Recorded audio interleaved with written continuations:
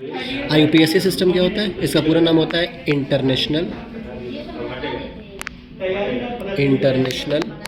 Union of pure and applied chemistry.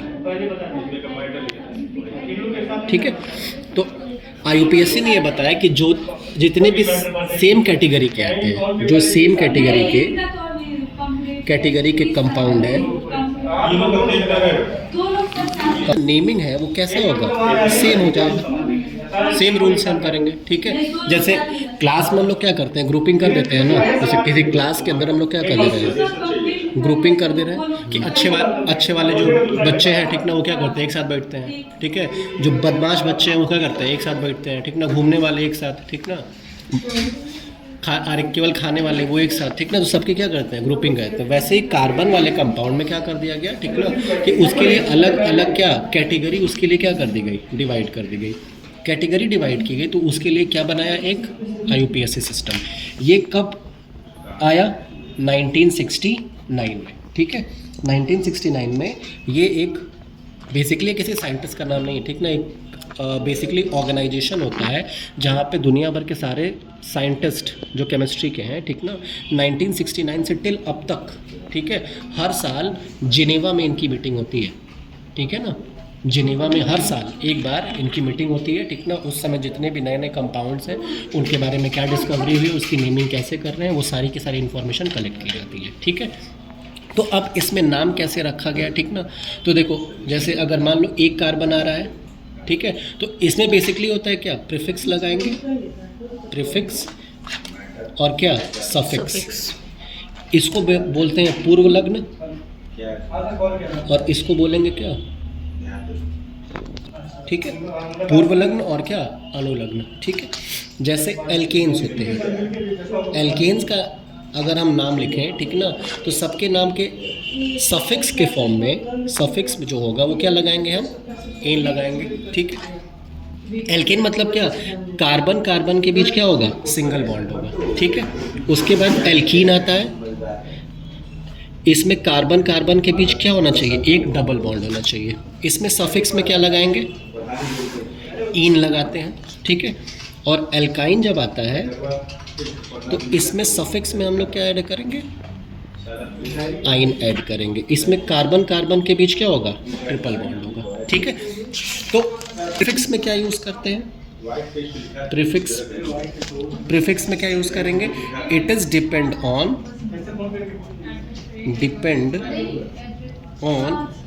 Number of carbon atoms. ठीक है, कितने carbon atoms, carbon के atoms क्या है, प्रेजेंट है उस कंपाउंड में, उसी पे क्या होगा, प्रीफिक्स डिपेंड करेगा।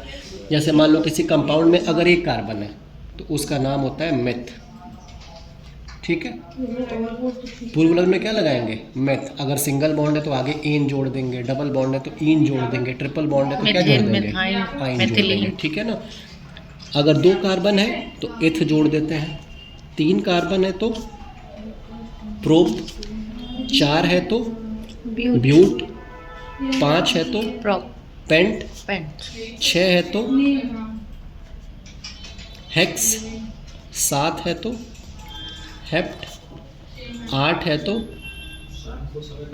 ऑक्ट, 9 है तो नॉन, 10 है तो डेक, 11 है तो अनडेक, इससे आगे जरूरत नहीं पड़ेगी, अनडेक, डाइडेक, ट्राइडेक, टेट्राडेक, ऐसे क्या होगा, आगे बढ़ता जाएगा। अब जैसे अगर हम सबसे पहले एल्केन के बारे में बात करें तो एल्केन का जो जनरल फार्मूला होता है, ये पढ़े होंगे, वो क्या होता है, CnH2n+2।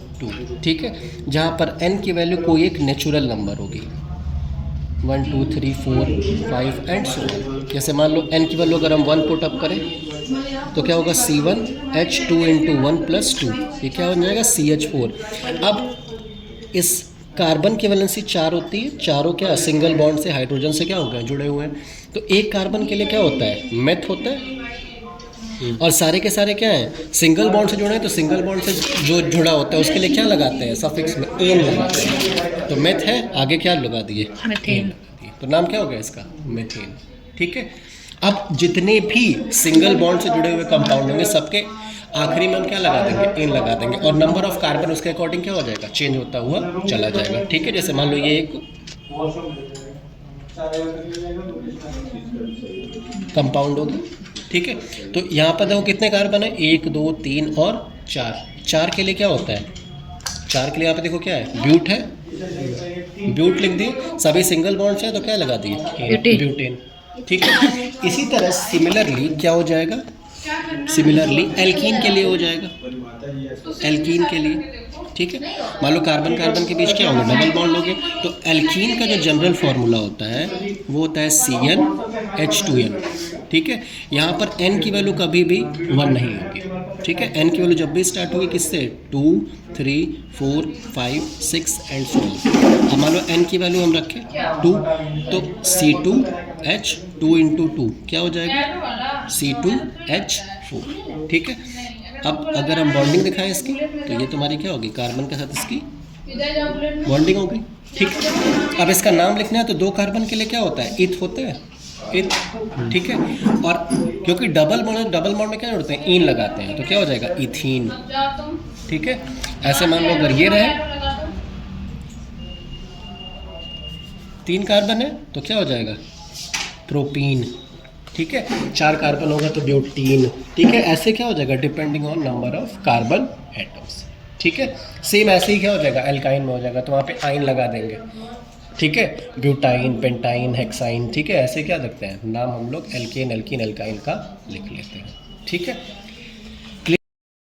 फंक्शनल ग्रुप जैसे OH ग्रुप है, तो OH ग्रुप में ठीक है इसमें क्या लगाते हैं, ऑल लगाते हैं आखिरी में। ठीक है ना, सफिक्स के फॉर्म में क्या लगाएंगे, ऑल लगाएंगे। एल्डिहाइड ग्रुप है, CHO ग्रुप, इसमें अल लगाते हैं। ठीक है, कार्बोक्सिलिक ग्रुप है तो इसमें लगाते हैं ओइक एसिड, ओइक एसिड। ठीक है, उसके अलावा तुम्हारा एक जो ग्रुप आता है इसमें हाँ एक कीटो ग्रुप होता है, इसमें ओन लगाते हैं। ठीक है, ये तुम्हारे क्या है, बेसिकली फंक्शनल ग्रुप है जो अक्सर एग्जामिनेशन में क्या होते हैं, पूछे जाते हैं। ठीक है, जैसे यहाँ पे देखो ये पहला एग्जाम्पल, इसमें देखो क्या है, CH3COOH। ये क्या है, CH3COOH। अगर इसको हम बॉन्डिंग के फॉर्म में इसको एक्सप्रेस कर लें तो ऐसे होगा, C+OH। ठीक है, तो देखो ये पूरा का पूरा क्या हो गया तुम्हारा, कार्बोक्सिलिक ग्रुप, ओइक एसिड। तो 1 और 2 कितने कार्बन है, 2 कार्बन हो रहे हैं, तो 2 कार्बन के लिए क्या होता है, एथ होता है। ठीक है, तो एथ लगाए। ठीक है, और क्या जोड़ देंगे आगे, ओइक एसिड। ठीक है, तो सारे के सारे सिंगल बॉन्ड्स हैं तो ये होगा इथेनोइक एसिड। ठीक है, क्लियर है। ऐसे जितने भी हैं नाम आगे करके क्या कर लोगे, कंटिन्यू कर लोगे।